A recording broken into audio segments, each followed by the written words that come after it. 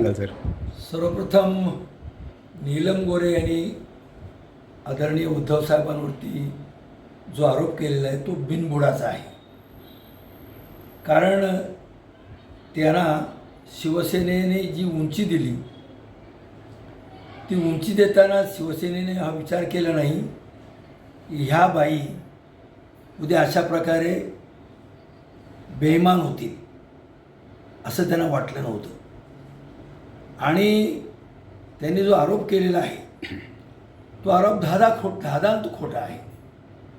कारण अशा प्रकारे कुठलीही गोष्ट शिवसेनेत, आता मी जुना शिवसैनिक आहे, मी तर नोकरी करणारा माणूस होतो.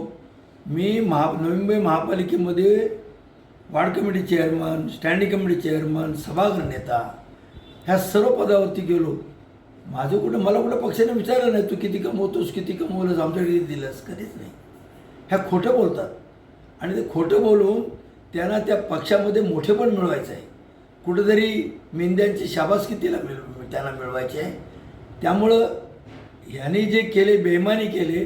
कारण बाबा 4 वेळा त्यांना MLC दिली गेली, उपसभापती विधान परिषद आणि शेवटी सभापती, ह्या सर्व पदावरती गेल्यानंतर लोकांनी सर्व महाराष्ट्रात सांगितलं लाखो रुपये त्यांनी अनेक लोकांकडे घेतले प्रश्न मांडण्यासाठी, प्रश्न लावण्यासाठी, एखादी लक्षवेधी लावण्यासाठी.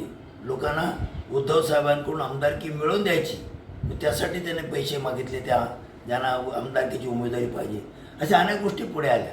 म्हणजे तुम्ही असं बेईमानीने वागायचं आणि त्या जे पक्षप्रमुख आहेत त्यांच्यावरती आरोप करायचे, हा खऱ्या अर्थाने एक बेईमान. आता माननीय शरद पवार साहेबांनी तर काय बोलायचं, त्यांनी एका वाक्यात सर्व उतरवले.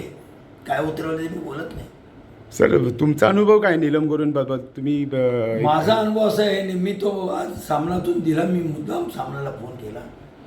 माझा अनुभव असा की गोरेताई ह्या ज्या वेळेला आम्ही एखाद्या कार्यक्रमाला मी बोलत, कारण मी 32 वर्ष या ठिकाणी महिलांसाठी हळदी कुंकू केलं.